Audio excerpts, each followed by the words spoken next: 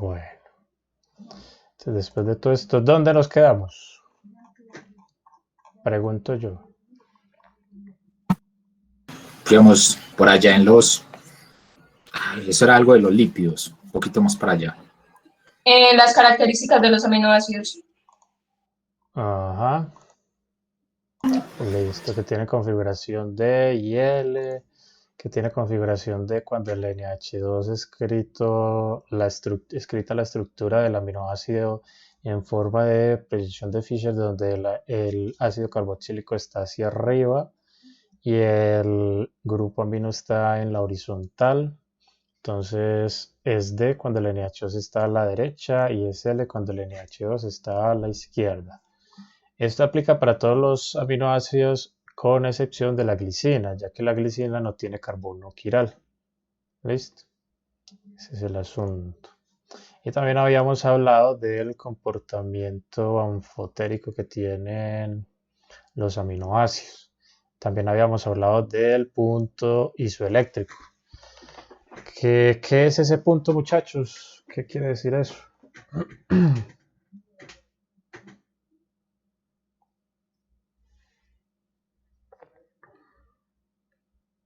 Bueno, no sé si está correcto, pero era el punto medio en el que se encontraba haciendo tanto base como ácido. Ujú. Es el valor de pH bajo el cual el grupo NH2 se encuentra protonado en forma de NH3 o se encuentra protonado en forma general porque no todos los aminoácidos tienen su grupo amino en la forma de NH2. Es de anotar eso. Listo.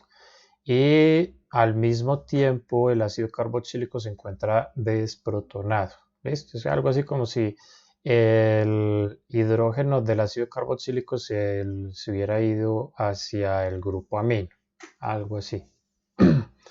Entonces el valor de pH donde se encuentre esa estructura que recibe el nombre de estructura de ion dipolo o como sea que se pronuncie esta palabra, que eso es alemán si no estoy mal.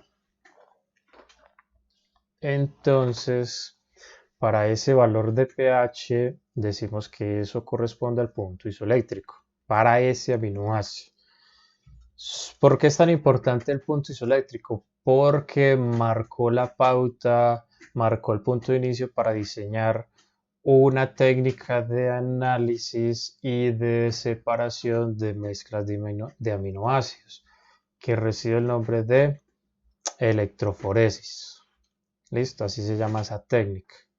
Probablemente quienes se inclinen por la parte investigativa una vez que obtengan su título de químico farmacéutico o decidan, aquellos que estén en regencia de farmacia decidan hacer el cambio hacia química farmacéutica, entonces en su momento pues les hablarán o les tocará llevar a la práctica pues la electroforesis. ¿Listo? En realidad eso es algo sencillo de hacer en el laboratorio. Sí les recomiendo que en todo momento usen guantes de nitrilo, que usen tapabocas, que usen una bata de manga larga, porque resulta que algunos de los reactivos que se utilizan para esa técnica son muy tóxicos. ¿Listo?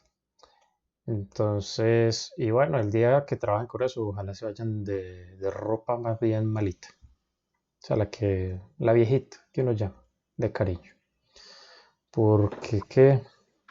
Porque algunos de los otros reactivos que se utilizan en esa técnica son unos pigmentos muy agresivos. Entonces, si eso les cae en la ropa, yo sí le digo eso cómo le va a quedar. Bueno, Profe, tengo una pregunta pregunta. muy, muy fuera de contexto. ¿Verdad? Si estamos Eh, grabando. Sí. ¿Qué hubo? sí, es las batas, ¿cómo es mejor? ¿De cierre o de botones? ¿Qué te dijera? Pues yo he usado los dos estilos y con los dos me acomodo. Sin embargo, por practicidad, es mejor la de cierre. Porque digamos que le cae a usted un ácido, algo bien corrosivo en la bata. Entonces, mientras que usted se quita los botones o los logra reventar, pues posiblemente ya le haya penetrado hasta la piel ese Pero si reactivo. le cae en el cierre, profe. Ah, no, pues ahí como usted se supone que siempre está usando guantes de nitrilo, que es una recomendación que yo les hago. Siempre que estén en un laboratorio, usen guantes de nitrilo. Pues quítese ese cierre y quítese esa vaina como sea, para que no lo vaya a afectar a usted. Ah, listo, profe. Es que yo una vez sí tuve un pequeño percance con pergamanato. Uy, Y pues la bata era bastante gruesita y eso, pero sí siempre quedó, pues la bata se perdió, quedó totalmente manchada y con pequeños huecos, pero pues no me pasó menos mal en la ropa ni en la piel. ah, bueno, eso es lo importante de usar bata. Y no hagan como yo, que compré mi bata por internet a ojo cerrado. Vayan a un local donde le muestren la bata y que le quede más o menos grandecita. Listo. Que mejor que quede grande, que quede ajustada al cuerpo y que ustedes no hagan sino mostrar su figura. Listo. Yo creo que ya me entienden el mensaje. La función de la bata es protegerlos a ustedes, o sea, a su piel, de, de lo que uno utiliza en el laboratorio. Esa es su función, no más. Bueno. Por allá también hablamos acerca de la clasificación estructural de los aminoácidos, donde los clasificamos en alfa, alfa, beta y gamma. Listo, según la posición en la que se encuentre el grupo amino. Y aquí nos dan, pues, aquí les muestro, pues, unos ejemplos de la alfa-alanina, cuál es su estructura, de la beta-alanina y del ácido alfa-aminobutírico. Bueno, esto ya lo habíamos hablado. Y faltaba hablar de esta parte de los aminoácidos esenciales, que como lo podemos observar acá en la diapositiva, que espero que la vean bien. ¿Sí la ven bien? ¿Sí la ven suficientemente grande? O sí. Sí, profe. Y si no, os apañáis. Mentira, muchachos. Eh, ¿Qué era lo que iba a hacer así? Bueno, básicamente lo que debemos de hablar de estos aminoácidos esenciales es que son aminoácidos que las células humanas no son capaces de sintetizar. ¿Listo? Todos sabemos que, bueno, mejor hago la pregunta, prefiero hacer la pregunta. ¿De dónde creen ustedes que se sintetizan los aminoácidos?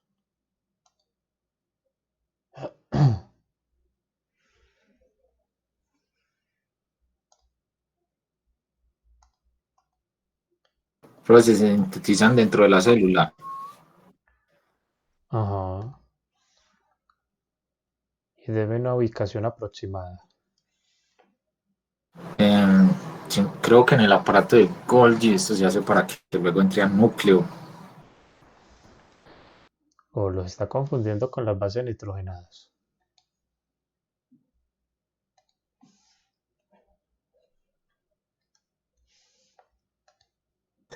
No, perdón, profe, no, lo estoy confundiendo. No es así. Eso sería del ADN, es que sale el ARN, de ahí salen las proteínas que luego van a formar los aminoácidos. Mm, ya. Pero en este caso estas no se formarían así, ¿cierto? No, ellos se deben de sintetizar a partir de uno de de los 12 bloques fundamentales en cuanto al anabolismo celular. Recuerde que hay dos tipos de rutas metabólicas en una célula, que las que son las que producen la catálisis, cata- este,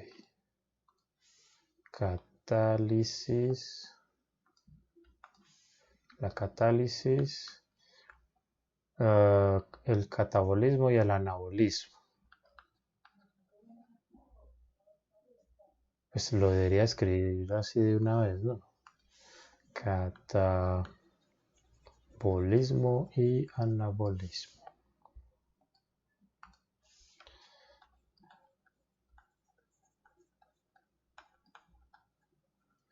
Y anabolismo. Y entre Profe, y los ahí pues, ¿qué hubo?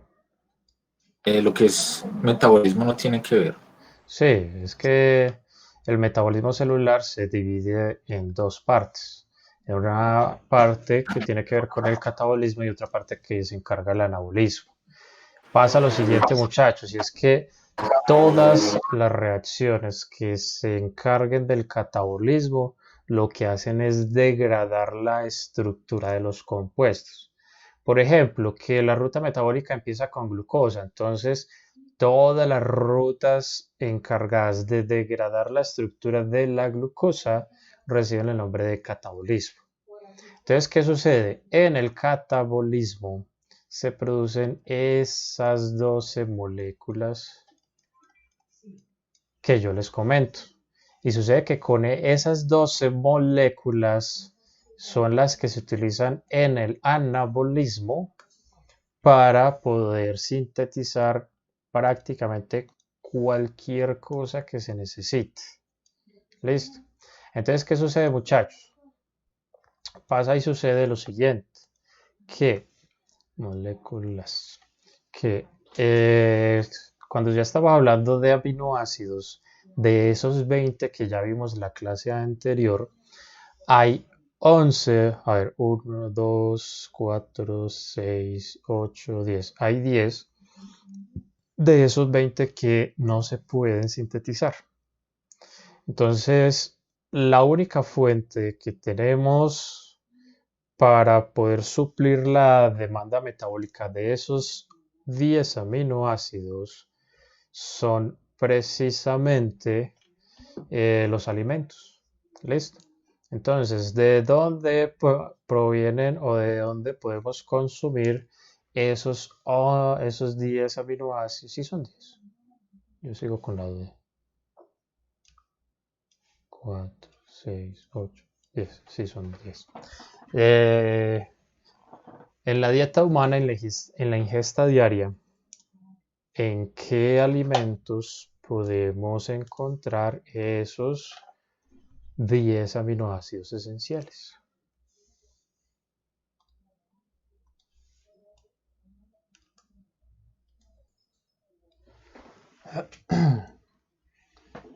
A ver, Stephanie, usted que está como muy callada. Está sospechosamente callada. Profe, no sé, en las verduras, las Listo. frutas, Verduras. las... Excelente. Verduras. Verduras. ¿En qué más? Frutas. No sé. Ajá, frutas, carnes. Frutas. Creo que las frutas no tienen un alto contenido de proteínas. Bueno, y otros. Dejémoslo así, y otros. ¿Listo? Bueno, resulta, muchachos, que la mejor fuente, ahora no se vayan a volver veganos, porque es que no es muy recomendable que cualquier persona se vaya volviendo vegana así como así de la noche a la mañana. Resulta que las verduras son la mejor fuente de esos 10 aminoácidos. ¿Por qué la mejor fuente? Porque es que resulta que, a ver, durante el proceso de síntesis de síntesis pues, de aminoácidos, es decir, cuando ya estamos hablando del anabolismo, hay unas enzimas que se encargan de efectuar esa síntesis. Sucede que las enzimas que encontramos en las plantas esas enzimas son más estrictas, son más juiciosas a la hora de sintetizar correctamente un aminoácido. Me explico. Ya sabemos que los alfa-aminoácidos pueden tener una configuración D o una configuración L, o lo que es lo mismo, puede tener una rotación R o pueden tener una rotación S, ¿cierto? Ya sabemos que solamente uno de los dos es el correcto. ¿Listo? Entonces, ¿qué pasa? Las enzimas que encontramos en las plantas son más rigurosas al momento de sintetizar esos aminoácidos, cosa que no sucede, por ejemplo, en el ganado bovino, por ejemplo, o el ganado porcino. ¿Qué pasa? No sé si ustedes ya tendrán información al respecto, si la tienen genial y si no, pues yo se los voy a dar.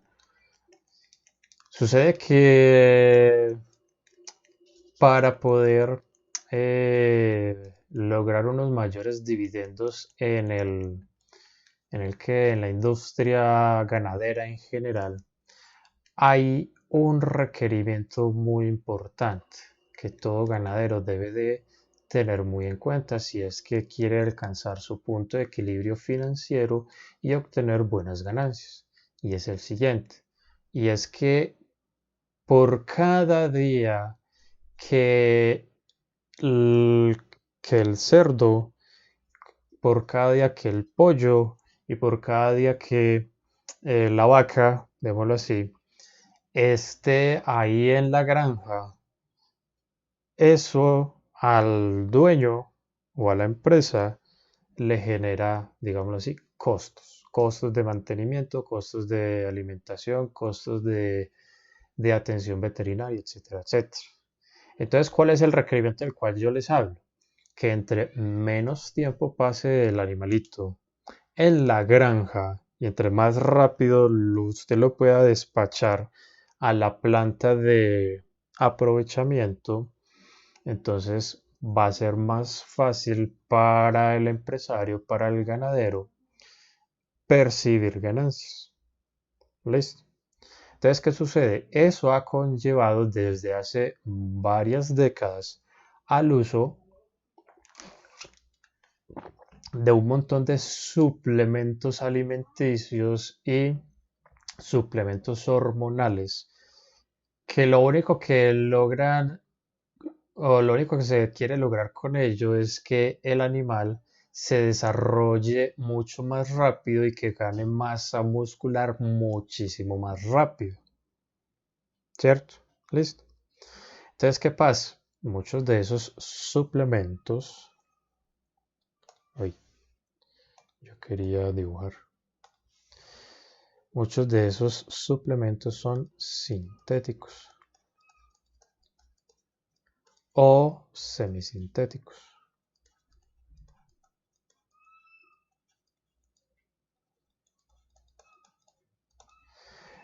¿Cuál es el problema? El problema no es que sean sintéticos o semisintéticos. El problema radica en que la configuración de los aminoácidos presentes en esas terapias hormonales y toda la cosa, e inclusive en el alimento, tienen la configuración estructural invertida a la natural, a la que realmente se requiere o a la que realmente debería de estar allí. Por ejemplo, si en el cuerpo usted necesita solo, bioquímicamente hablando, una alanina de configuración S, entonces, ¿qué va a suceder? Muy fácilmente en un alimento sintético usted se va a encontrar alanina y mucho, pero con la configuración R. ¿Y eso a qué conlleva? Tal como yo se los intentaba hacer saber en la clase anterior, eso conlleva que el comportamiento bioquímico de esa alanina en particular no corresponda a el que requiere o al que se requiere en el cuerpo, en el organismo. Entonces, ¿qué pasa? Pobres animalitos, sí. Pero adivinen quiénes se comen esos animalitos. Nosotros, profe. Y entonces adivinen a dónde va a parar ese montón de aminoácidos sintéticos que no sirven sino para dar problemas. En nuestro cuerpo. Ujú. Entonces, ¿qué sucede? Aunque nuestro cuerpo tiene mecanismos para discriminar entre una alanina R y una alanina S, a veces esos mecanismos fallan porque no sucede lo mismo que en las plantas. Como les decía ahorita, esos mecanismos de discriminación, digámoslo con el nombre de discriminación racémica para los aminoácidos, esos mecanismos en las plantas son muchísimo más rigurosos, son más confiables. En nuestro cuerpo no son tan confiables. Entonces, ¿qué pasa? Ya se han detectado, ya se han diagnosticado algunas enfermedades derivadas precisamente de una alta presencia de esos aminoácidos sintéticos en el cuerpo, que eso, bueno, de buenas a primeras, eso no se detectó fácil. ¿Listo?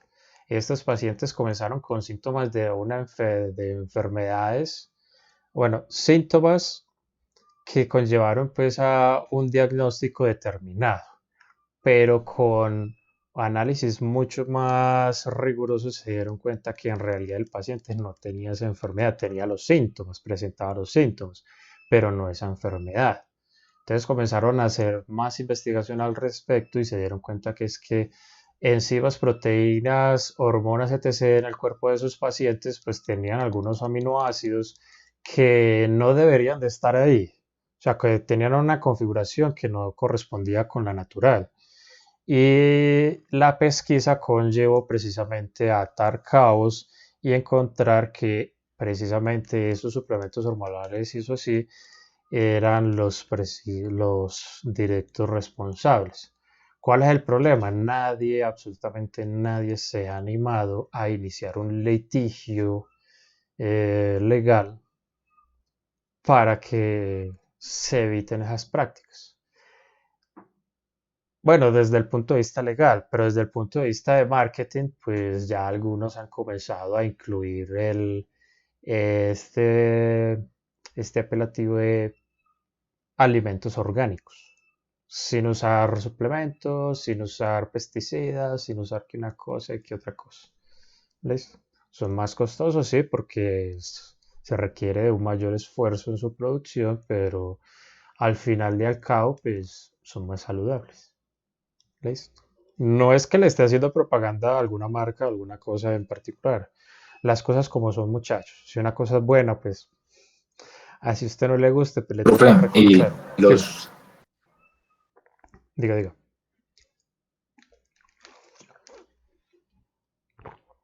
Aló. bueno, no sé, es que iba a hablar y de un momento a otro se quedó eso sonando de fondo a alguien, lento, como pegado. Sería lo mismo que pasó hoy en clase de seminario. Profe, pero Yo yo no no lo sé, escuché. Ah, bueno. Bueno, en yo fin. sí. Bueno, ¿qué ibas a decir, Julián? Pero iba a preguntar, pues, hay unas verduras que están modificadas genéticamente, no recuerdo el nombre. Por no decir que todas. Em, no, no, pero no todas, esos son, sobre todo en Estados Unidos lo hacen, con el maíz, es que se me dan ese El momento. algodón, Ajá. Bueno, se los voy a poner así. Eh, Hace 10.000 años, el maíz que se utilizaba en ese entonces por allá en Centroamérica no era el mismo maíz que conocemos nosotros hoy. Era un maíz mucho más pequeño, de granos Profe, los muchísimo más. productos transdérmicos, a eso me refería, Ah, ¿trans qué? transdérmicos. No, transdérmico no es hombre. Esos son ¿Cómo los es que es? transgénicos. Transgénicos, transgénicos, eso. güey. Ay, no. Se los voy a decir así, muchachos. Y eso fue algo que causó mucho descontento por allá en el primer mandato de Juan Manuel Santos. Creo que eso fue por allá en el 2000 algo. El caso es que este tipo, imagina cuánto le habrán pasado pues los proveedores de semillas para que él desde el Ministerio de Agricultura exigiera a cualquier agricultor que comercialice sus productos en el territorio colombiano a usar solo las semillas avaladas por el Ministerio de Agricultura. ¿Listo? ¿Cuál es el problema? Que esas semillas las da X proveedores. ¿Listo? Y todas esas semillas corresponden eh, a organismos transgénicos, modificados genéticamente. ¿Genéticamente para qué? Para dar una muy buena producción, pero ¿a costo de qué? A costo de que esas plantitas sean más susceptibles a plagas. Entonces, adivinen quién vende los agroquímicos para poder combatir esas plagas. Y tampoco producen semillas, entonces el campesino tiene que comprar otra vez las semillas después de la cosecha. Eso es correcto. Entonces ahí está el ciclo vicioso. El mismo que vende las semillas es el mismo que vende el agroquímico. Ya ustedes se hacen un buen panorama al respecto. Eso generó mucho descontento y toda la cosa. Entonces, debido a eso fue que algunos comenzaron aquí en Colombia a promocionar los productos orgánicos. Bueno, estrictamente hablando, todos son orgánicos. Lo que pasa es que con ese apelativo se quiere decir que se utilizan semillas que no son transgénicas y que no se utiliza en ningún momento ningún veneno, ningún agroquímico ni nada. ¿Listo? ¿Eso cómo se logra? Con técnicas de agricultura que evita precisamente el uso de esos agroquímicos. ¿Como cuál? Como la hidroponía. No sé si lo han escuchado mencionar. Creo que sí. Con líquidos. ¿Cómo? La hidroponía no es un método de cultivo donde se utiliza solamente líquidos, sino sustrato. Es correcto, y también el concepto de las huertas urbanas, muy bien, Juan Sebastián. Entonces, ¿qué pasa? Con la hidroponía, yo no sé eso qué tiene de especial. Bueno, yo conozco suficiente del tema, pero aún así, pues, no me termina de conectar una cosa con la otra. Que las plantas que se desarrollan con hidroponía están menos o son menos susceptibles a adquirir este tipo de enfermedades que una planta sembrada en la tierra normalmente sí las adquiere. Me van a disculpar un momento, muchachos. Ya regreso. Bueno, y Me acompañó. te quiero mucho. Hágase bastante amigos por allá. ¿Qué vamos a dejar en casa? Yo voy a dejar el carro por ahí tirado. ¿Mi operador es qué? No, pues no lo puede dejar pues en el parqueadero y detrás. No, yo en el parqueadero, ¿cuánto cobran la noche? Ah, ya sé, sí. Dijo, ¿cuál es mi operador? Y no se pueden esperar que yo termine. ¿Y a qué hora tenemos? Casi las 6. Casi a las 6. ¿Cuál es mi operador? Mi operador. Digo. La nariz. Préstame el celular. Sí, pero es que necesito celular para sacar los lotes porque no le comencé a comer ese sábado.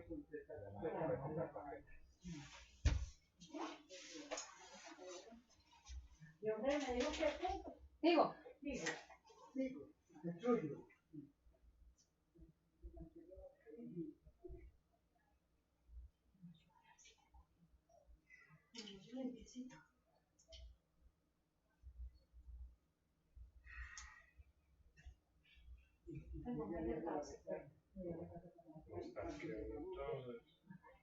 Llevo el cargador.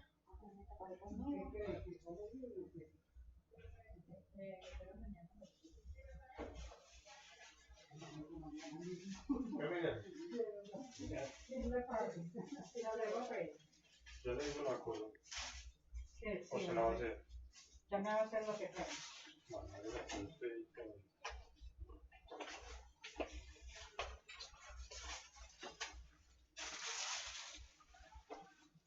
Bueno, llamamos al país.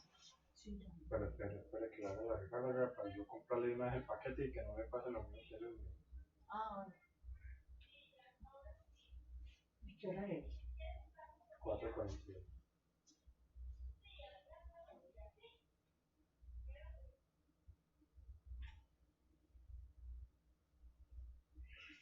Ah, si me demoré yo para llegar a mi cirugía de un pueblo, ahora en una universidad. No sé por qué mamá.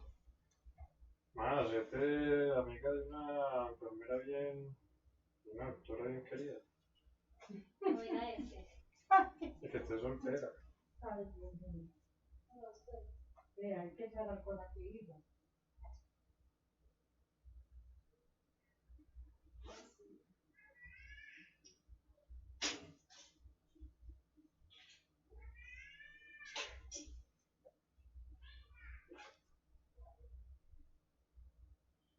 La papá me dijo eso.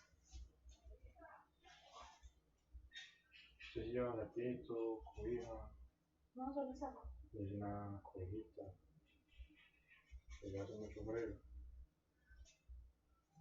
Ya está tanto, ¿no?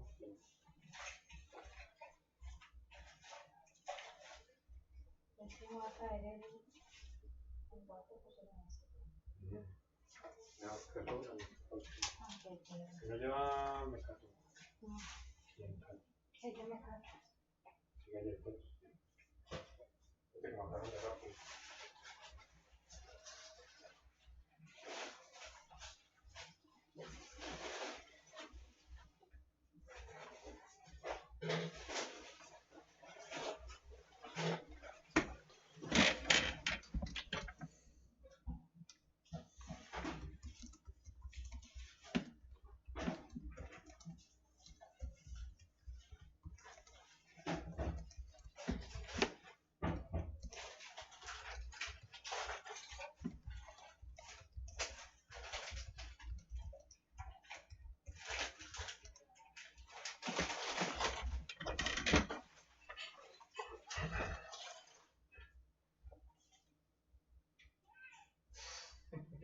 ¿Qué fue?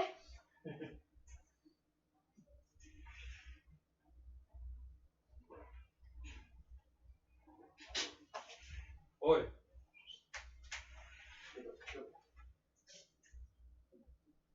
Pero le perseguí. Me dio risa una compañera. Ay, no, usted, yo no parece un espanto. Uno de los siente con dos números, piensa que lo tiene encima.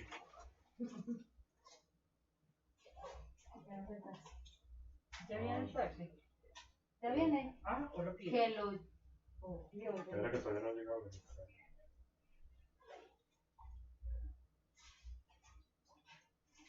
Voy a hacer una cobijita por si las cucarachas. ¿O lleva qué? Una cobijita por si me dicen. Ah, sí. Lleve COVID. Y lleve un saquito. Oye, corazón. Aló, don Miguel. Digo. Sí, señor. Bueno, ya pues. Ya lo cargado. Sí. No, me falta el de reloj. Ay, me falta el mío. Pero... Al 100. ¿Cuánto le dura? 2 días.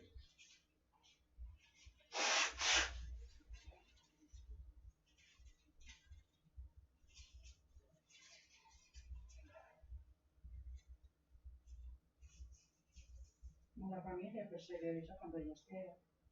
Ahora ya estoy.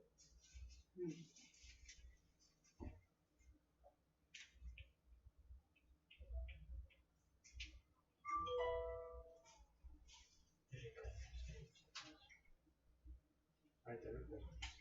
Sí, no tiene. Compras. Yo le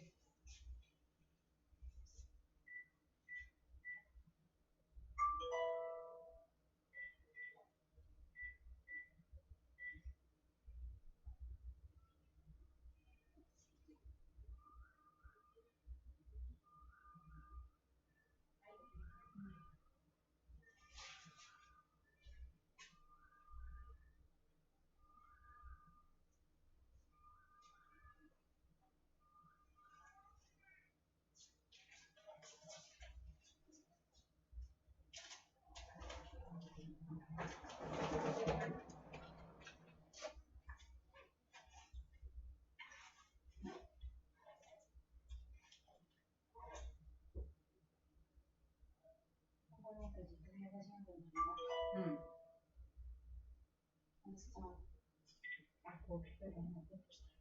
Listo. ¿Listo?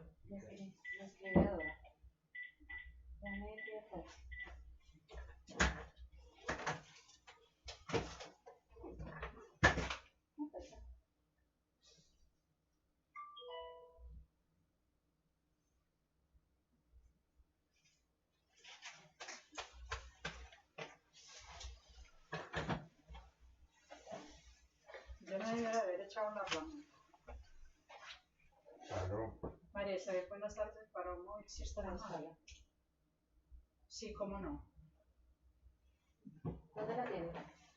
En el closet, colgada. En el closet del fondo.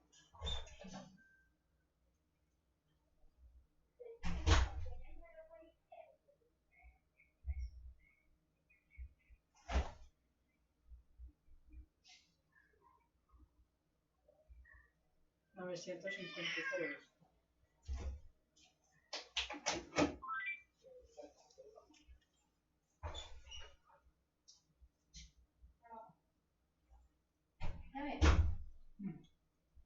¿Por qué estaba chillando este man? 953. Sí, no, porque me estaban jodiendo. Porque me estaban jodiendo la vida.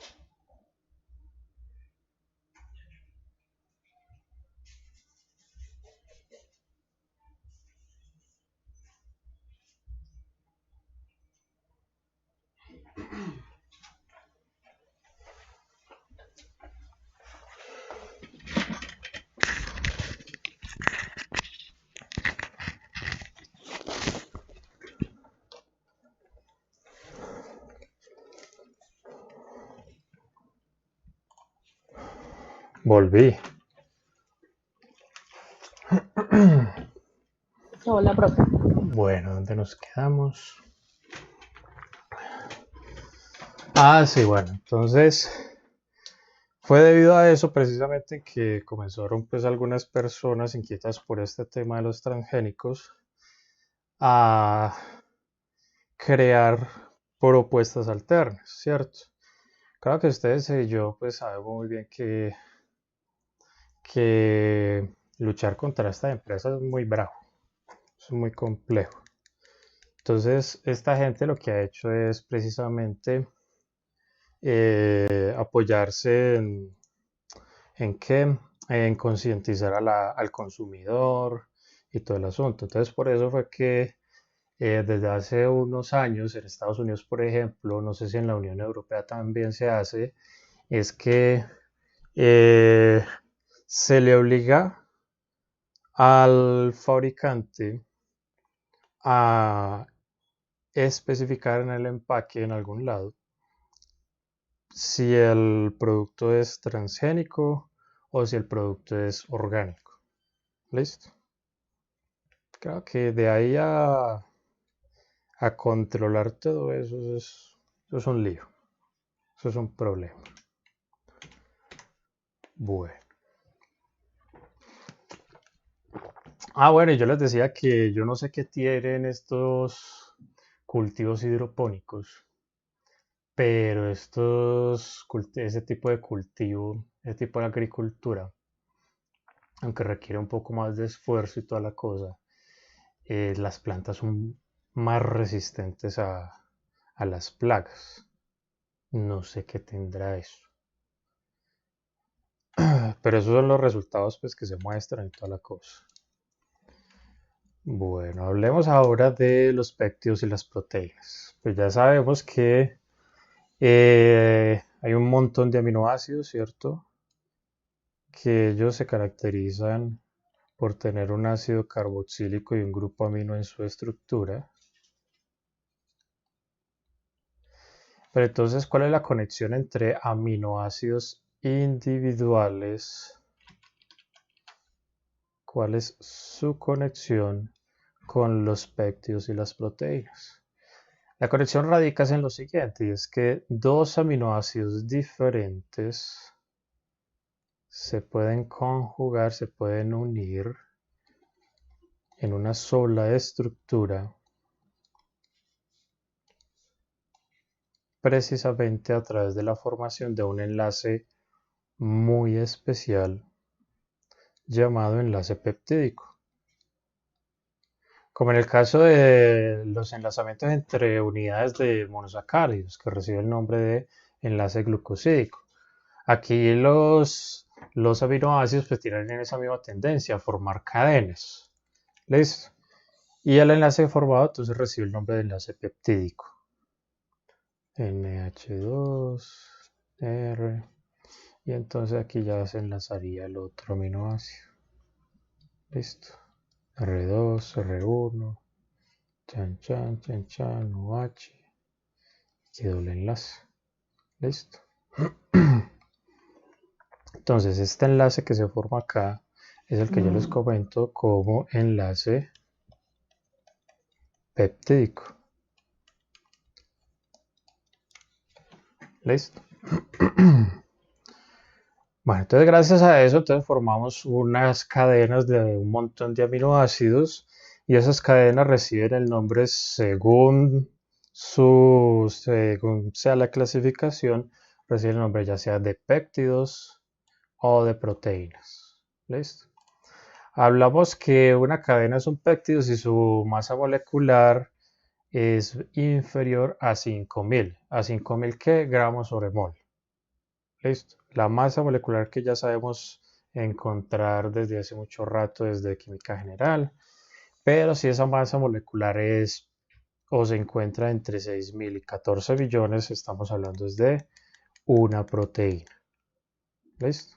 Entonces ya ustedes se podrán dar cuenta de que las proteínas son moléculas mucho más grandes que los péptidos y no solamente son mucho más grandes, sino que eso les aporta mucha un mayor grado de complejidad bioquímica, capaces de interactuar o de discriminar entre un enantiómero y otro de la misma molécula y cosas así por el estilo. ¿Listo? Un subgrupo entre los péptidos consiste en los oligopéptidos, que son péptidos o son cadenas de aminoácidos que poseen entre 4 y 10 aminoácidos enlazados entre sí. ¿Listo? Es decir, uno detrás del otro. Vale. Más información. Siempre en las cadenas de péptidos va a haber un aminoácido. Este sería uno. Este de acá sería el otro. Bueno, entonces va a haber un aminoácido en cuya estructura vamos a encontrar al grupo NH2 prácticamente intacto, al grupo amino, es decir, que no reacciona, no se enlaza a ninguna otra cosa. ¿Listo? Y va a haber otro que va a tener el ácido carboxílico intacto estructuralmente hablando. Entonces, el aminoácido que tenga el NH2 intacto, a ese se le conoce como extremo N-terminal. Y esto es clave en cuanto a la nomenclatura y en cuanto al manejo, pues, ¿de qué? De las cadenas de aminoácidos. Y en cambio, el que tiene el extremo, el que tiene el ácido carboxílico intacto, ese lo llamamos extremo C-terminal. Listo. Ahorita volvemos a retomar esta información. Bueno, ¿cómo se forma ese enlace peptídico? Se forma, claro está, con la ayuda de enzimas. ¿Sí? Dibujar. Entonces aquí va a haber una enzima. Listo. Que va a ser la encargada de hacer ese enlazamiento. ¿Listo? Pero a ver, en cámara lenta, ¿qué ocurriría? Primero, el grupo amino del aminoácido de la derecha interacciona con el ácido carboxílico del aminoácido de la izquierda de tal manera que promueve su desprotonación. Listo, gracias a eso, entonces se formaría un enlace iónico entre el nitrógeno del grupo amino que se acaba de protonar y el oxígeno del grupo carboxilato que se acaba de formar a través de la desprotonación del ácido carboxílico. ¿Listo? Posteriormente, entonces, en la misma enzima, en el mismo sitio activo, pues se favorece el enlazamiento entre este grupo amino y el grupo carbonilo del otro aminoácido. ¿Listo? Favoreciendo entonces la formación o la liberación de una molécula de agua y la formación del enlace peptídico. ¿Vale? En el laboratorio eso se lleva a cabo utilizando calor principalmente y algunos métodos de síntesis. ¿Listo? Sin embargo, en el laboratorio eso es mucho más complejo, porque usted debe garantizar que se obtenga una secuencia determinada de aminoácidos. ¿A qué me refiero yo? A lo siguiente. Por ejemplo, tenemos el caso de la bradiquinina. ¿Listo? Esta hormona. Esa bradiquinina se compone de una arginina, una prolina, seguida de otra prolina, seguida de una glicina, seguida de una fenilalanina, seguida de una serina, seguida de una prolina, etcétera, hasta llegar al otro extremo, ¿cierto? Entonces, aquí viene lo que yo les comentaba hace un rato, sobre que es clave identificar cuál es el extremo N-terminal y cuál es el extremo C-terminal. ¿Por qué? Porque resulta que la cadena de aminoácidos como consenso internacional se debe escribir siempre empezando desde el aminoácido que tenga el extremo N-terminal y se termina con aquel aminoácido que tenga el extremo C-terminal. ¿Listo? Profe, que hay algunos aminoácidos repetidos, no importa. Hay que escribirlos cuantas veces aparezca en la cadena de aminoácidos. ¿Listo? Profe, ¿y usted cómo se da cuenta de que esta es la secuencia correcta? Porque existen técnicas de análisis y existen equipos que se encargan de hacer el secuenciamiento de la cadena de aminoácidos, del péptido, sea una hormona, sea que se trate de una proteína. ¿Listo? Sin embargo, ustedes se podrán dar cuenta que entre más grande sea la estructura de una proteína o de un péptido, tanto así más se va a demorar el secuenciamiento de la misma. ¿Listo? Bueno, sin embargo, hoy en día pues hay disponible en la red y en la literatura muchas secuencias de muchas proteínas. Por ejemplo, que usted necesita la secuencia de la aromacima, que esa es una proteasa. Entonces usted va, la busca y se encuentra que es una cosa inmensa. ¿Listo? Usted puede hacer un libro pequeño con la secuencia solamente de eso. O de la alcalasa, por ejemplo. O de la... A ver, otra. Bueno, en este momento no me acuerdo de más nombres. ¿Cuál es la hormona encargada de la regulación de glucosa en sangre? Yo no voy a poder La con eso. insulina. Eso, la insulina. O la insulina, usted se encuentra el secuenciamiento de eso. Claro que es que la insulina tiene una estructura muy sencilla, muy básica, muy pequeña. ¿Listo? Sucede que, aunque todas las cadenas de péptidos, todas las proteínas que se conocen hasta al día de hoy, pues todas ellas tienen su propio nombre. Sin embargo, es posible encontrarle un nombre pues, un poco más sistemático. Entonces, ¿cómo lo hacemos? Ustedes ya se podrán dar cuenta de cómo es que se hace. Este sería el resultado, o este sería el nombre sistemático de la bradiquinina. Díganme ustedes cómo lo encontramos, cómo lo desarrollamos.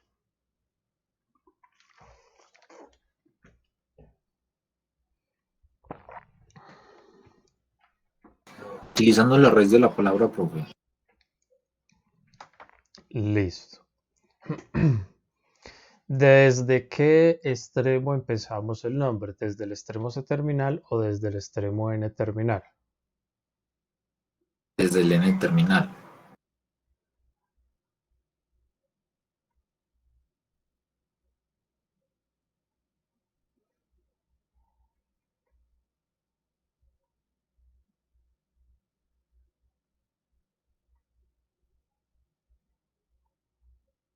Es correcto.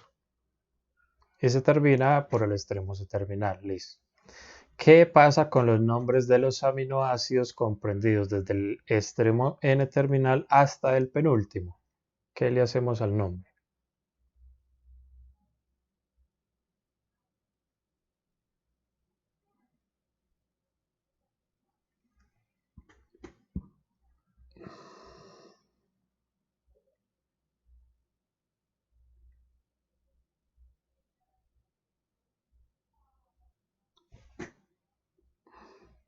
¿Qué haríamos, muchachos? A ver, cuéntenme.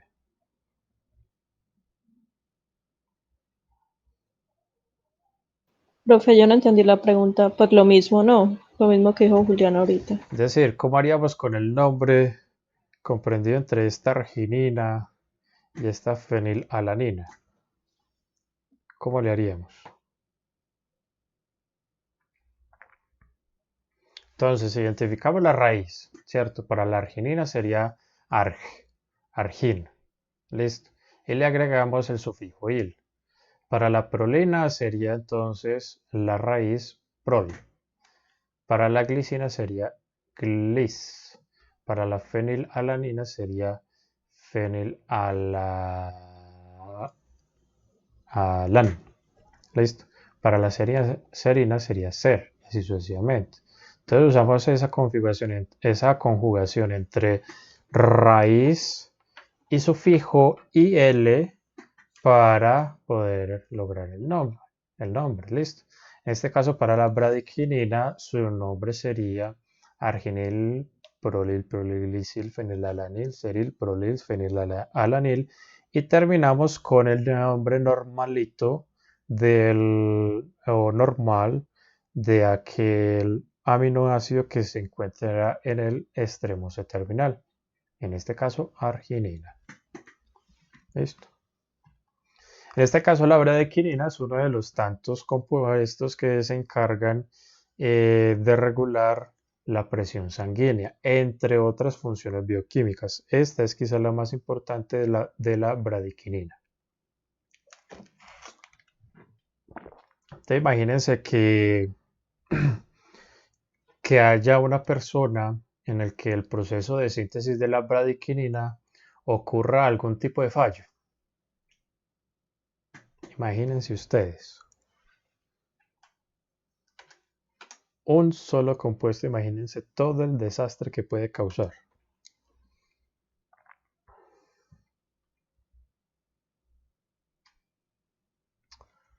Bueno, hay otro tipo de enlazamiento en las cadenas de aminoácidos que recibe el nombre de puente disulfuro.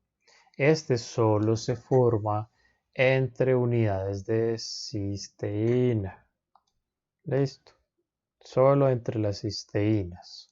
Vamos a regresarnos para recordar su estructura. A ver, cisteína, vean acá. Miren que en la cisteína no solamente encontramos el ácido carboxílico y el grupo amino, sino que también encontramos un grupo mercapto, un grupo SH. Ese grupo es el encargado de la formación de los puentes disulfuro. Listo. Ejemplo de la formación de puentes disulfuro. Es el caso, por ejemplo, de la insulina.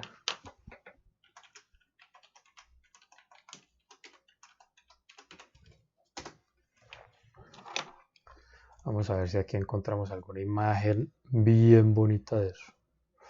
Bueno, aquí hay una, aquí hay otra. Pongámosla grande, de buena calidad, grande. Bueno, más o menos. Yo creo que con estas nos podemos apañar.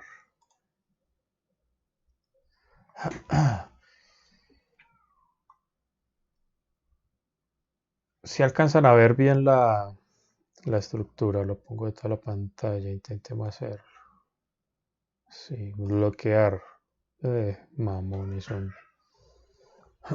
¿Se alcanzan a ver la estructura? Bueno, el esquema estructural. Sí. Donde se entiende que cada círculo representa un aminoácido diferente. Por eso dentro de cada círculo se consigna una de las abreviaturas que se utilizan para los aminoácidos, cosa de la cual yo no he hablado hasta este momento. Entonces vamos a hacer un pequeño paréntesis. Profe, yo le iba a preguntar por eso.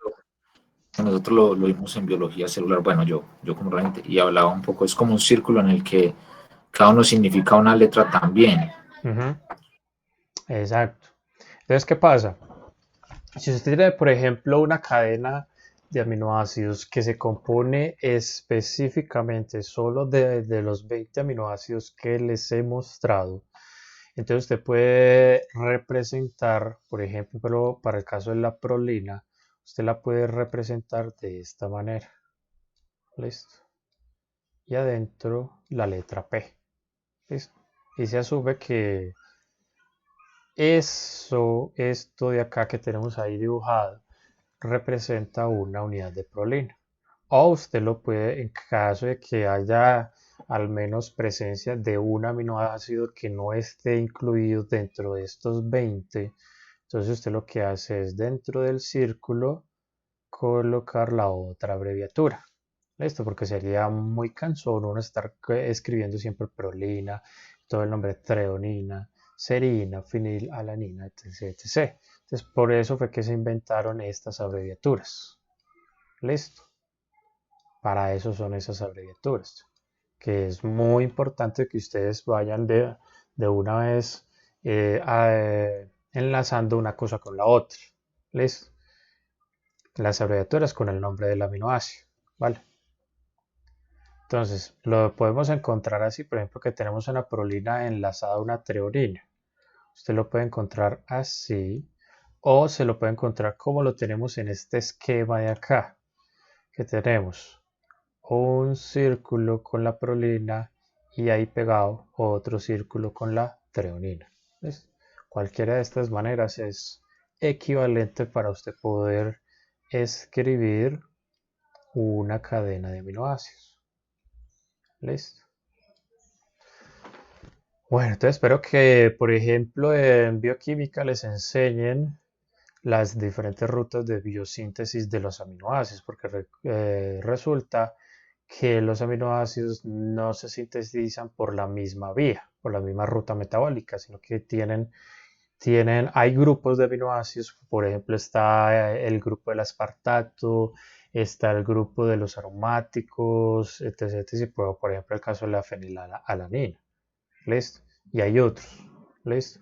Todo depende de dónde específicamente inicia la síntesis de ese grupo de aminoácidos. ¿Listo? Inclusive pasa lo siguiente. Por ejemplo, en el caso del grupo del aspartato, donde tenemos a la treonina, tenemos también a la isoleucina y si mal no recuerdo a la metionina también. Entonces, ¿qué pasa? Primero se encuentra uno a la metionina. A partir de aunque esperen que yo no les quiero decir cualquier cosa, déjenme yo saco por acá mis apuntes de bioquímica, de ingeniería metabólica. Vea, entonces esto empieza con el oxaloacetato, se obtiene el aspartato, que era el que yo les comentaba, y por eso a este grupo de aminoácidos se los llama la familia del aspartato, porque específicamente inicia con él. Se encuentra la homoserina, después está la treonina, y en la ruta de degradación, por aquí no debería aparecer una metionina también. En la ruta de degradación aparece la glicina y aparece la isoleucina. Bueno, de pronto fue un lapsus mental.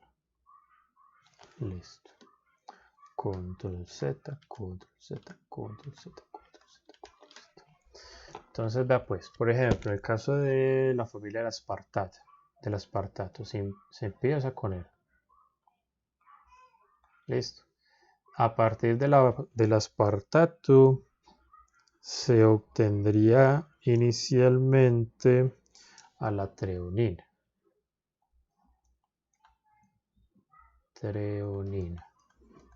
Listo. Y a partir de la treonina, por una ruta se obtiene la glicina, mientras que por otra ruta se obtiene la isoleucina. Entonces, con esto, ¿qué les quiero decir a ustedes, muchachos? Que esas rutas de biosíntesis de aminoácidos no son lineales, primero que todo. Y como segundo que todo, hay algunos aminoácidos, como es el caso de la treonina, que sirven como precursores bioquímicos para la obtención de otros aminoácidos. Por ejemplo, en este caso en específico, la glicina y la isoleucina. ¿Listo? Entonces espero que también les enseñen esa partecita, que eso también es muy importante, sobre todo cuando se habla de el metabolismo celular. Bueno, ¿y qué nos lleva a hablar de eso? Ah, sí, ya. Entonces, miremos un momento la estructura, bueno, el esquema estructural de la insulina. Mírenlo bien. Analícenlo durante un minuto.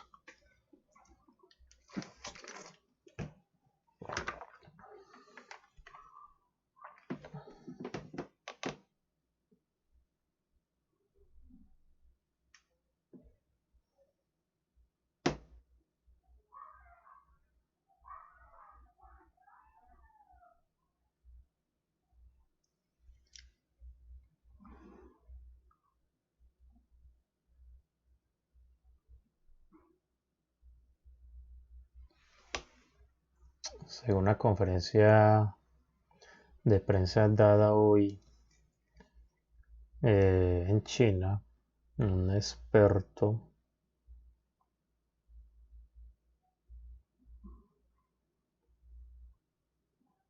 afirma que según los resultados del estudio que ellos han hecho, que el SARS-CoV-2 tiene un origen natural, animal, pero que aún no ha podido identificar cuál fue el huésped inicial, el huésped cero, el paciente cero. Bueno, empecemos con las preguntas. Primero que todo, la insulina consiste en una única cadena de aminoácidos o en varias cadenas de aminoácidos. Profe, pues según eso tiene dos cadenas. Muy bien, tiene dos cadenas. Una que sería la cadena A, que así se le llama, y otra que sería la cadena B. Vale. ¿Cuántos puentes disulfuro encontramos en la estructura de la insulina? Hay tres.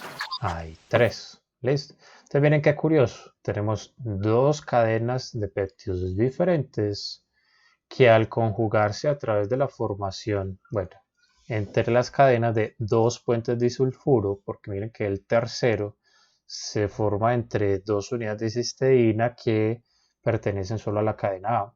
Entonces, a través de la conjugación de estas dos cadenas se obtiene un péptido que tiene características bioquímicas regulatorias de la cantidad de glucosa en sangre.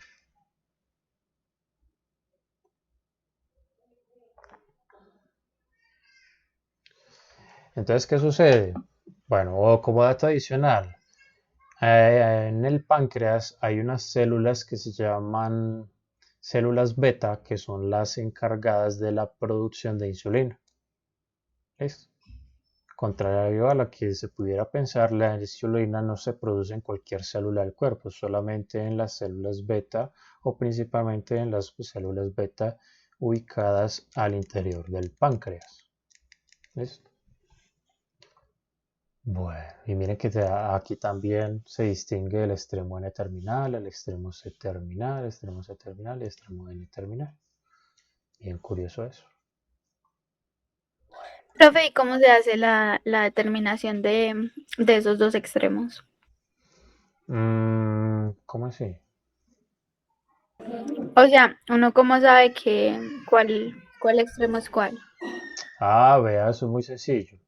Durante el proceso de secuenciamiento siempre se empieza por uno de los dos extremos.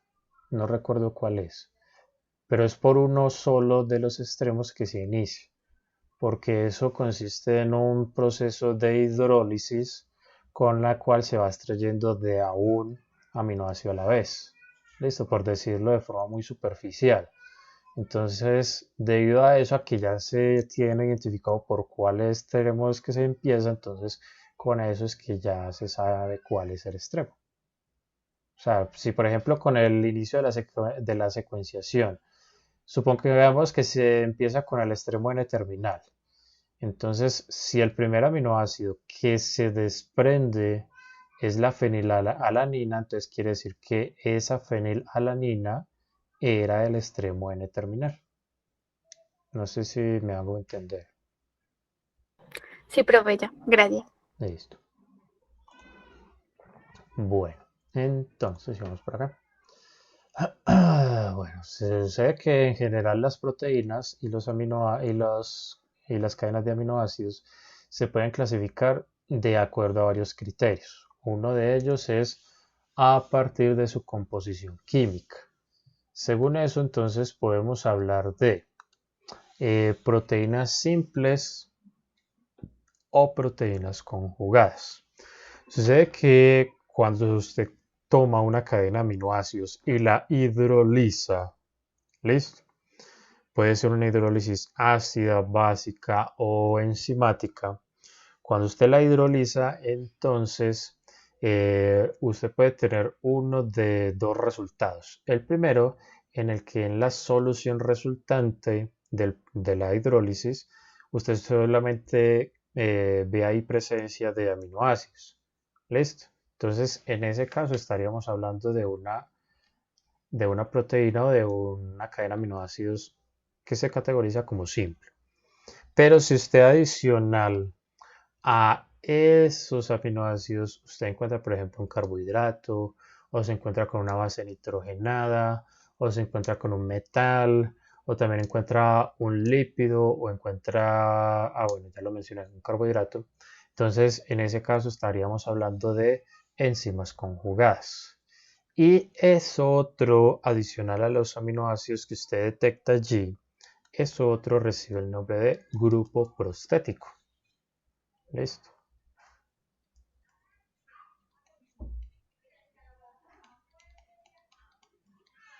Vale. Entonces, esos grupos prostéticos pueden ser carbohidratos, pueden ser lípidos, pueden ser bases nitrogenadas o pueden ser metales. Listo, vamos a hablar de eso. En el caso de que el grupo prostético sea un carbohidrato, entonces estaríamos hablando de una glicoproteína, como es el caso, por ejemplo, de la alfa-globulina y del interferón. Tan amables, rápidamente van a hacer una búsqueda de esos dos términos en internet y me cuentan en qué consiste eso. Ay, profe, yo conozco una alfa-globulina. Cuéntenos.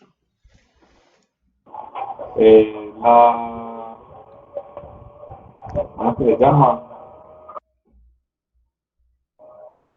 Es la angiotensina, si no estoy mal, o la angiotensina. No te escuché bien. Hola, ¿me escucha? Sí, yo te escucho, pero no te alcanzo. Bueno, es que no me expresé bien. No es que no te escuche, es que no te entiendo.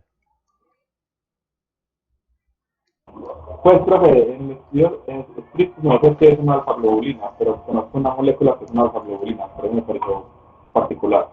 Ah, bueno, listo. Tranquilo. Busquémoslo.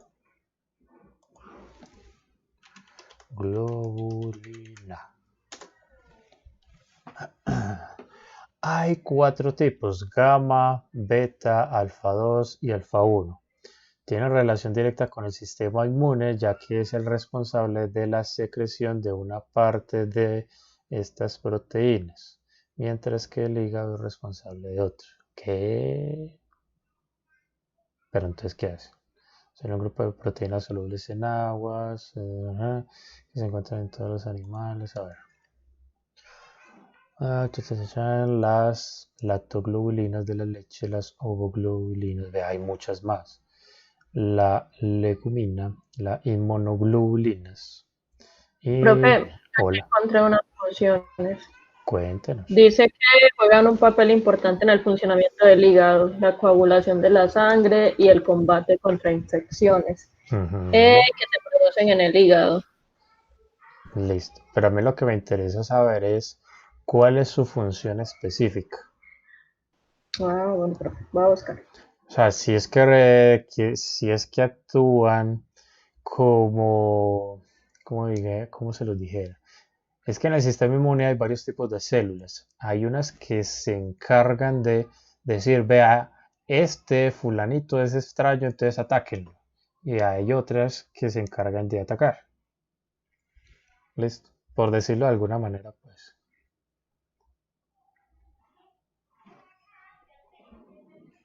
De fijar la hormona tiroidea, vea usted.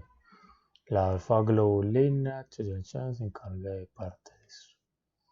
La alfa-1 glucoproteína ácida también. Vea, está interesante. Inmunoglobulinas. Vamos a ver. Los anticuerpos de la son glucoproteínas del tipo gamma globulina. Pueden encontrarse en forma soluble en la sangre u otros fluidos corporales en los vertebrados, disponiendo de una forma idéntica que actúa como receptor de los linfocitos B y son empleados por el sistema inmunitario para identificar, ve, aquí está la información que yo necesitaba, son los que identifican y neutralizan los elementos extraños. Entonces, ¿qué pasa con enfermedades como el VIH? Estas inmunoglobulinas son incapaces de detectar esos virus. Entonces, si las glucoproteínas, si estas inmunoglobulinas no son capaces de detectar un cuerpo extraño en el cuerpo, entonces olvídese. Por muchos linfocitos que usted tenga en el cuerpo disponibles, pues ¿para qué? ¿Para qué si el cuerpo mismo no es capaz de ver la infección? Comillas. No sé si me alcanzo a hacer entender. Sí, profe. Que ese es precisamente el primer problema que se encuentra con muchos patógenos, con muchas enfermedades. ¿Cómo hacerlos visibles al cuerpo? ¿Listo? Que esa es también una metodología de tratamiento y de creación de vacunas. ¿Listo? Enséñele al cuerpo, porque eso es precisamente lo que pasaba ¿con qué? Con la malaria no pasaba eso. Bueno, olviden. Es precisamente lo que pasa con estas enfermedades ¿Inmuno qué? Supresoras. Exactamente. No es que eso coja el sistema inmune necesariamente y lo baje hasta niveles mínimos. No, no necesariamente. Listo. Bueno, también están las nucleoproteínas, donde el grupo prostético es un ácido nucleico. Listo. Allí encontramos a los ribosomas y encontramos a los virus. Por si no lo sabían, los virus son meramente proteínas que se pueden autorreplicar. Claro que allí adentro de los virus hay material genético y toda la cosa. Eso ya enrarece un poco el asunto y por eso en la comunidad científica pues aún hay cierta discusión al respecto, debido pues a lo complejos que pueden ser algunos virus. ¿Listo? Para ponérselos en contexto, hay virus que solo por tamaño son tan grandes como bacterias pequeñas, para que se hagan ustedes una idea del asunto. Bueno, también encontramos las lipoproteínas, donde el grupo prostético es un lípido, es una grasa, un colesterol. En este caso encontramos las lipoproteínas de densidad alta, etcétera, etcétera. Que estas las encontramos principalmente en los tejidos adiposos. También encontramos las metalproteínas, como es el caso. Bueno, entonces allí encontramos que el grupo prostético es un metal, como por ejemplo puede ser el hierro, puede ser el cobre, entre otros. ¿Listo? Entonces allí encontramos el ejemplo de la hemoglobina y los citocromos. Tan amables, me consultan ya mismo qué es un citocromo. Bueno, los que puedan, pues. Es que yo tampoco puedo pretender que todos tengan. Profe, los citocromos son proteínas que desempeñan una función vital en el transporte de energía química y son catalizadores de reacciones redox en todas las células vivas. Entonces quiere decir que los citocromos los encontramos principalmente en las rutas catabólicas. ¿Dónde fue que hablamos de eso? Por acá no fue. Por acá tampoco. Ya no lo encuentro. Aquí.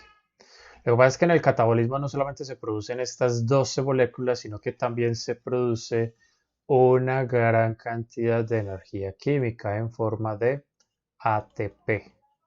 ¿Listo? Y resulta que este ATP es el que se utiliza en las reacciones o en el anabolismo celular.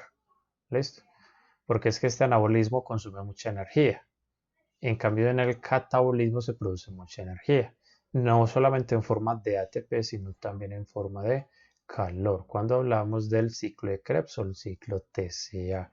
Y gracias a este ciclo TCA es que nosotros nos consideramos mamíferos de sangre caliente. ¿Listo? En los reptiles, por ejemplo, como el caso de los cocodrilos, las iguanas y eso así, que ellos necesitan asolearse para poder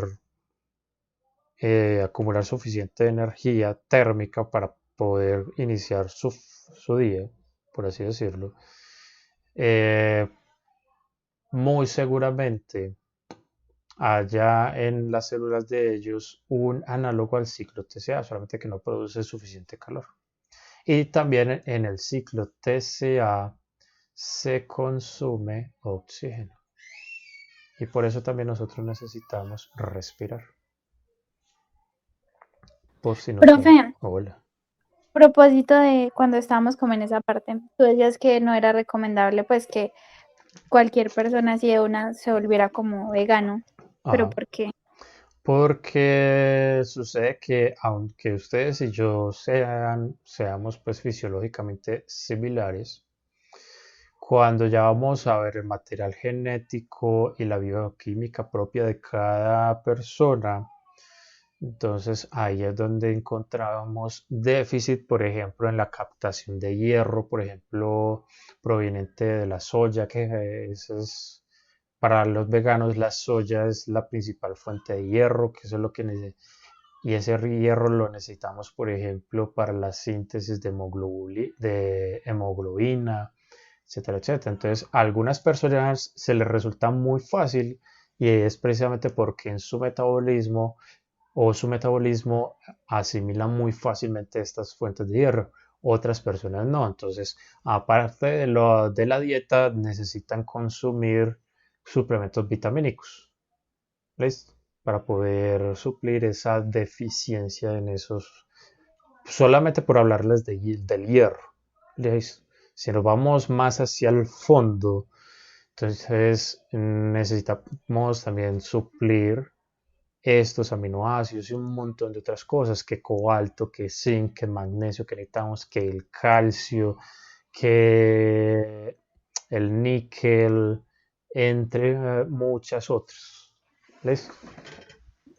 Profe, yo escuché una vez que decían que por no consumir carne, algo así, pues las personas que se volvían veganas, tenía algo la carne que ayudaba al desarrollo del cerebro y que por eso también comenzaban a tener problemas en el cerebro. Es correcto, ¿cierto? Entonces, todo es un equilibrio, todo es un equilibrio. Inclusive, la semana pasada vi un video donde, pues, básicamente se quería publicar los resultados de un experimento que hicieron un par de gemelos. ¿Listo?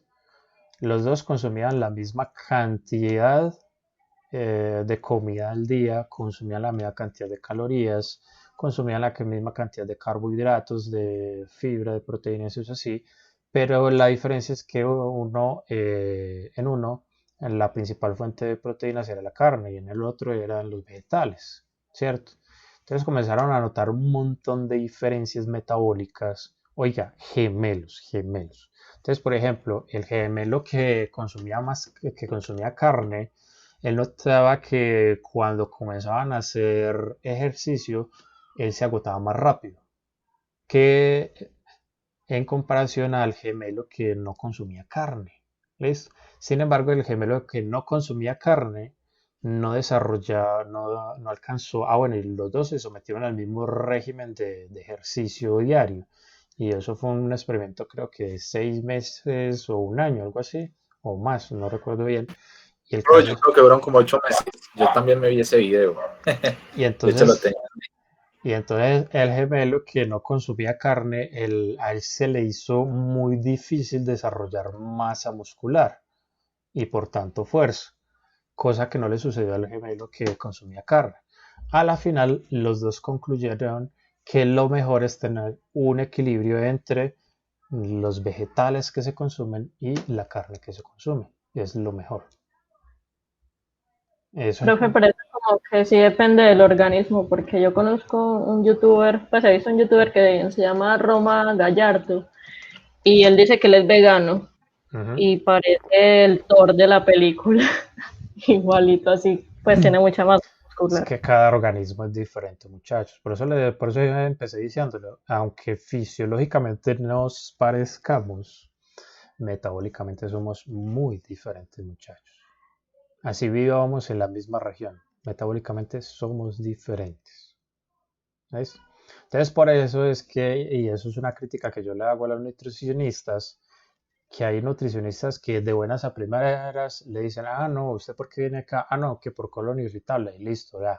Esta es la dieta que usted tiene que seguir, esta es su dieta milagrosa, sin hacer un seguimiento exhaustivo de, a ver, usted qué ha comido, en los últimos meses usted qué come al desayuno, al almuerzo, a la comida, y entre comidas qué come, los fines de semana usted qué consume.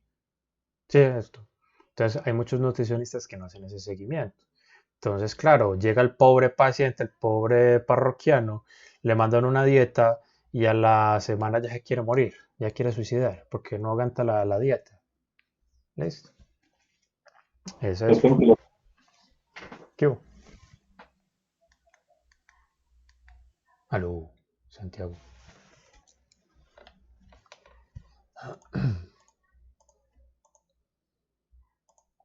Entonces, por eso es que mi mensaje de fondo es que ustedes a partir de ahora, si es que no lo son aún, tan amables sean más críticos. ¿Listo? Con lo que consumen, con lo que les manda el médico. Por ejemplo, hace días yo consulté al médico y esta chica me recetó un antidepresivo. ¿Ustedes creen que yo he tomado la primera pastilla de eso, el primer comprimido de eso?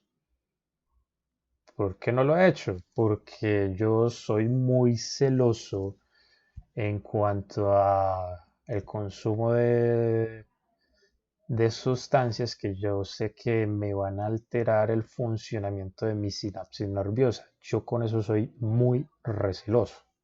¿Por qué? Porque no me gusta y eso es algo muy extraño, muy curioso en mí, que yo fácilmente noto cuando algo no funciona bien en mi cerebro. Y por eso es que a mí no me gusta tomar alcohol, porque no me gusta el efecto que tiene mi corteza cerebral cuando consumo alcohol. ¿Ves? Por ejemplo, solamente por ponerles un ejemplo. No me pregunten cómo es que yo noto esos cambios, pero los noto.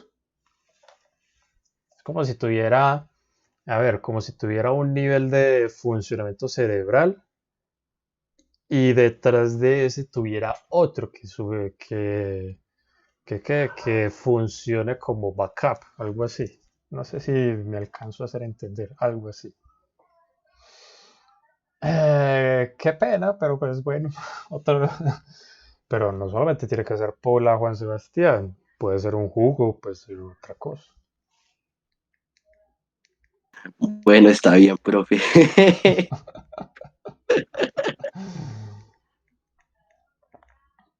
Sí.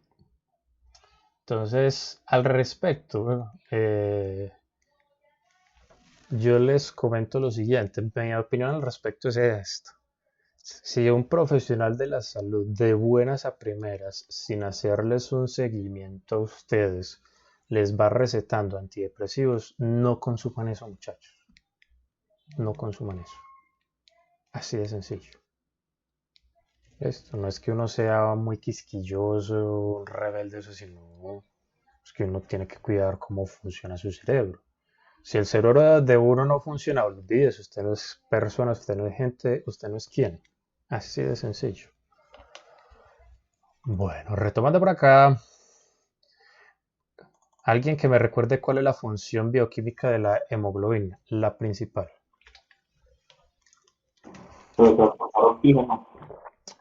Esa es una, pero hay otra que está muy ligada al oxígeno. Es que la hemoglobina no solamente transporta oxígeno, sino que también transporta CO2. Entonces la hemoglobina transporta O2 y transporta CO2. Cuando transportas O2, da la casualidad de que la hemoglobina adquiere un color. Y cuando transportas CO2, adquiere otro color. ¿Listo? Y ojo, hemoglobina no es sinónimo de glóbulos rojos. No son lo mismo. Dentro de cada glóbulo rojo hay muchas unidades de hemoglobina.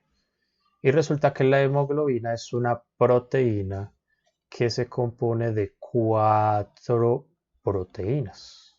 ¿Listo? Proteína 1, proteína 2, proteína 3, proteína 4. Y las 4 las une precisamente el átomo de hierro que se encuentra en el centro. ¿Listo? Entonces, ese oxígeno y ese CO2 se pegan al hierro. Es correcto, formando complejos metálicos. Sí, señor. Aquí ya comenzamos a hacer unión entre una cosa y otra entre ambas materias. Bueno. Estructuralmente hablando, las proteínas tienen varios niveles en su estructura. ¿Listo?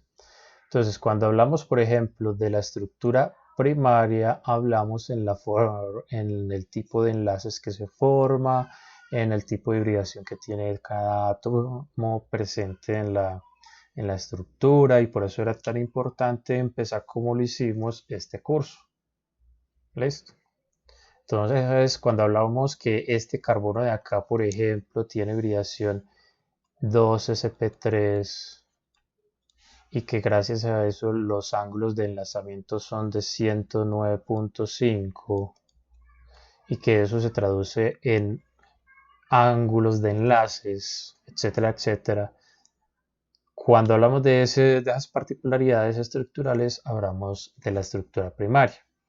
Cuando ya hablamos de en qué forma se disponen un aminoácido y otro, que forman un enlace peptídico, ya estamos hablando de la estructura secundaria. ¿Listo?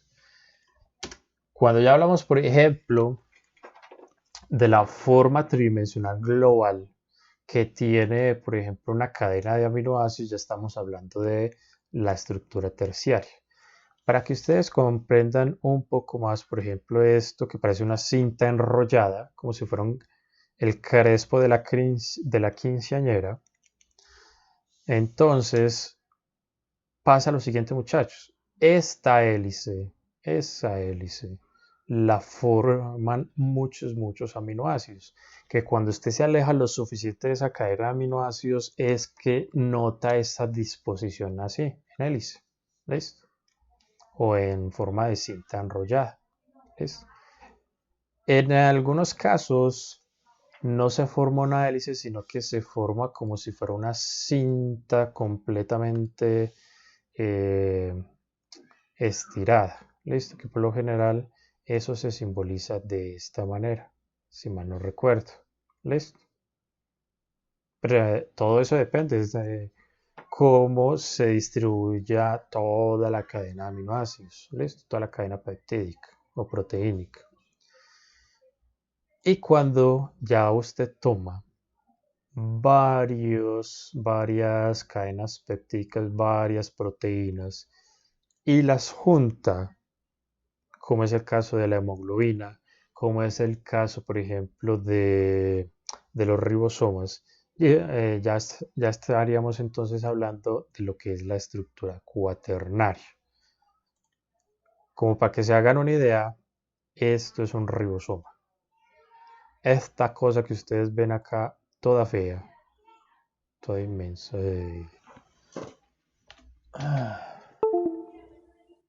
Espérenme, ahí que se quedó todo negro. Yo no veo nada. Ah, ya por fin. Algo así. Esto que parece un vómito, como lo dice Santiago, eso es un ribosoma. Cada colorcito, cada color es básicamente una proteína diferente. ¿Listo? Entonces, dado este grado de complejidad tan grande que tienen los ribosomas, que gracias a eso es que los ribosomas tienen la capacidad de poder sintetizar casi cualquier cosa que se necesite en la célula. ¿Listo? sintetizar, es decir, anabolismo, ¿vale? Entre otras cosas, este esquema de lo que es un ribosoma, aunque les adelanto, no todos los ribosomas presentes en una célula cumplen las mismas funciones bioquímicas. Es decir, estructuralmente hablando, los ribosomas son diferentes entre sí.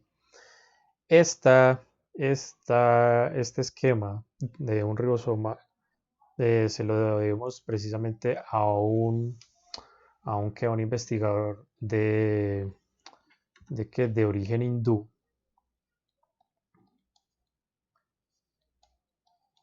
¿Listo? De origen hindú. Y gracias a ese estudio, a él le dieron el premio Nobel por allá en el 2009. Gracias a eso. Bueno, yo creo que vamos a tener también clase el próximo viernes, porque nos hace falta la charla asociada con la unidad 2. Que yo sé que esa charla es corta, pero aún así se las quiero dar. Entonces, el parcial, ¿para cuándo quedaría, profe? Entonces? Yo creo que ya lo programé. Sí, pero se había programado para el 12. Sí, lo corrí para el martes, como para que no le demos muchas largas al asunto. No sé qué les parezca.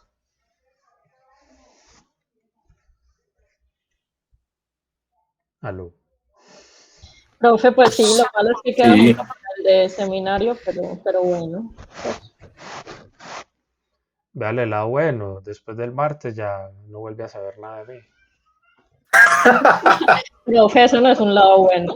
Profe, ¿cuál es el lado bueno? ¿Tienes trabajo de matemáticas? ¿Cómo dice? Que no lo entendí. Para ese mismo día. No, el trabajo de matemáticas no quedó para el 19. Junto con el parcial, no, pues eso dijo el profe. Yo tenía entendido que el parcial quedó para dentro de 8 días y el trabajo quedó para el 19. Me corregirán. Esperen, miremos el Classroom. Esperen, miremos el Classroom. Seminario, trabajo de clase, trabajo final. Yo que lo dejé para el 16 de febrero. Que eso sería el martes, pero corrámoslo. Yo no tengo problema. Editar.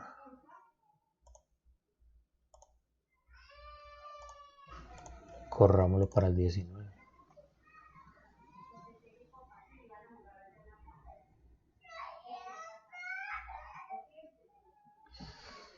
Bueno. Entonces para hoy teníamos otra cosa pendiente, ¿cierto?